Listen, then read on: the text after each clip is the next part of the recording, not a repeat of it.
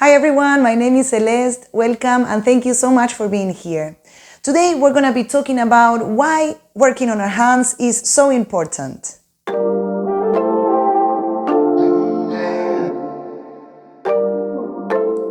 Alright, so in order to answer that question, we are going to be talking about something called mapping. Now, before talking about mapping, I would like to introduce you to the idea that is going to lay the basis for the rest of the video, that is, we are our brain.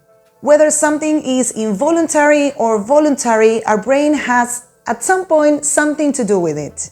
So whether it's our thoughts, our feelings, the way we communicate, the way we move, everything somehow is brain derived. So let's begin with mapping. What exactly is mapping?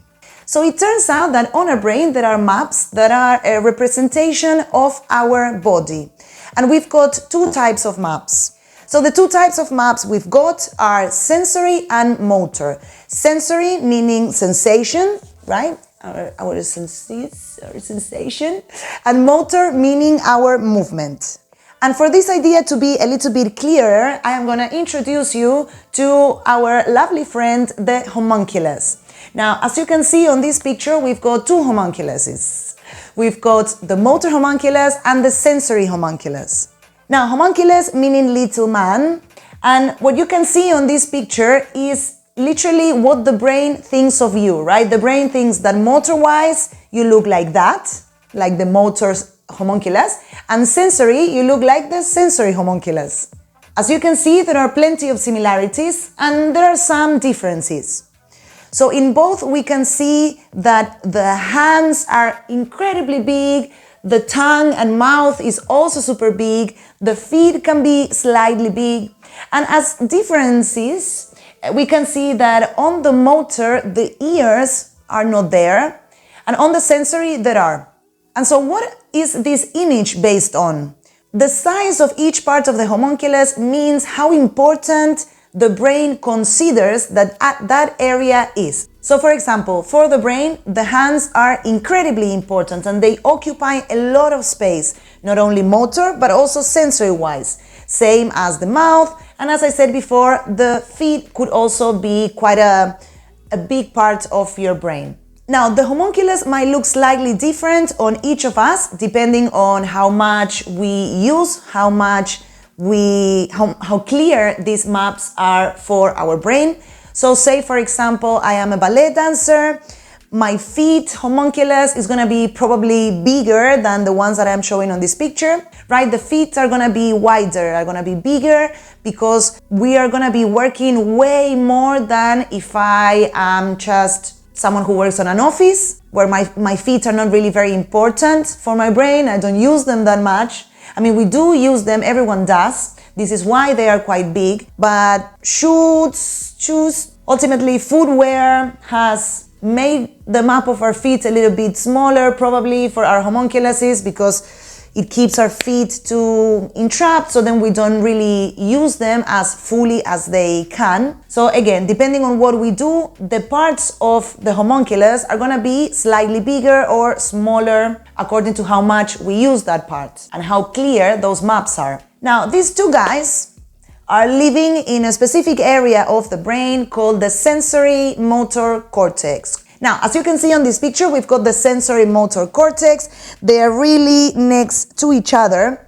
And above the brain, you can see the homunculuses kind of like melted over the brain. And this basically shows in which part of the brain each part of the homunculus is. So where are the hands in the brain, where's the mouth, where are the feet, etc. Now you can see on these pictures there's two halves. So there's one, the sensory homunculus melted on one side and the motor homunculus melted on the other side. But these are literally along the entire brain, both of them.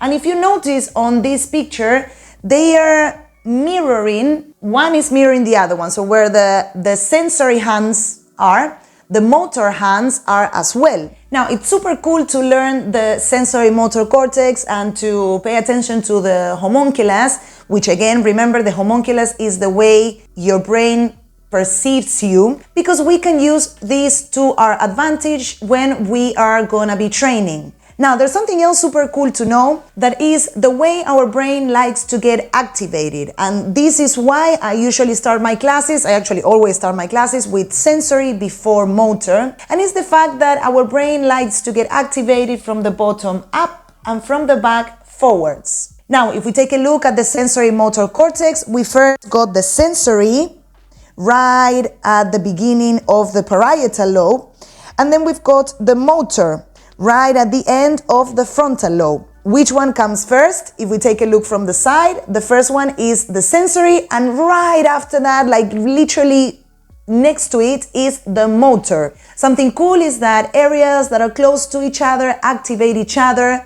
And remember that in the homunculus, the parts of the body are kind of mirroring, which means that where my sensory hands are, my sensory motor are as well. And if we take into consideration the way the brain likes to get activated, it means that if I stimulate sensory-wise my hands, then I am going to be enlightening the motor maps of my hands as well. What I like to think is, imagine I would put you in front of an alley at the beginning of an alleyway, and the alleyway is all dark and you cannot see or hear anything, and I tell you, okay, I would like you to go to the other end of the alley. You are probably gonna go slow, you're gonna struggle to walk, you're gonna be scared, and it's gonna take you longer to get to the other way, and perhaps you trip, etc. But if I turn on the lights of the alleyway and I tell you go all the way to the other side, you are gonna go not feeling scared because you can see.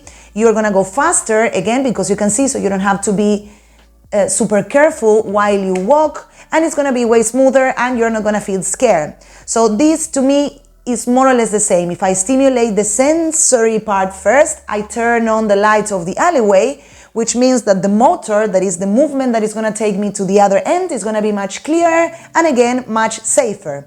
And this brings me to the following topic. Why do we need to have clear maps? So having clear maps is super important because it gives a lot of information that our brain needs to feel safe. When the brain doesn't feel safe, same as if I would be standing on the alleyway completely dark, I'm gonna be scared. And what is gonna happen is the brain is gonna go into protection mode. Activate protection mode. And it's gonna start sending us protective outputs with the intention of keeping us from doing whatever it is that your brain is considering as a threat. So the protective outputs could be things such as pain, feeling tired or weak, headaches, or feeling dizzy. If you think about it, all these signs, again, such as pain, headache, if I feel a lot of headache and I feel sick, I am probably gonna lay down or I'm gonna stay sat down, and the brain is gonna be like, well done, I actually stopped my human from doing that which was threatening for me. This is a very, very smart thing that the brain does. It's a little bit tricky because sometimes we might not really know exactly what the brain is considering as a threat, because there are plenty of systems on our body that the brain gets information from. But I wanted to illustrate that the fact that we need to have clear maps, it's mainly because the brain needs to get as clear information as possible to feel safe and to allow us to do whatever we fancy. If the brain feels safe, it's like, oh yes, I know all these ways, I know the maps, I have the lights to cross the alley, then the brain is gonna allow us to thrive and really let us do whatever it is that we fancy doing. And since the hands are such a massive and really important part of the body for the brain, and they occupy such a big amount of space on the brain, it means that the more clear we can have the maps, both sensory and motor, of our lovely hands, then the better it's gonna be for our brain. If we would not move our hands and we would just keep them in the shape of a mitten, then perhaps our brain, it's not gonna receive as much cool information and as clear as it should. And once more, it's gonna go into protection mode. Now remember, maps are all over the body. So for as much as it's important to work on our hands, it's important to really work on the sensory and motor maps of our entire body. And specifically pay more attention to those parts of the body that are really rich in joints, such as our feet. As you can see on this picture I'm gonna show you here, there are loads of little joints. Our thoracic spine has loads of joints as well, and our hands. Because in those little joints, there's a lot of information, there are a lot of receptors that send information to our brain.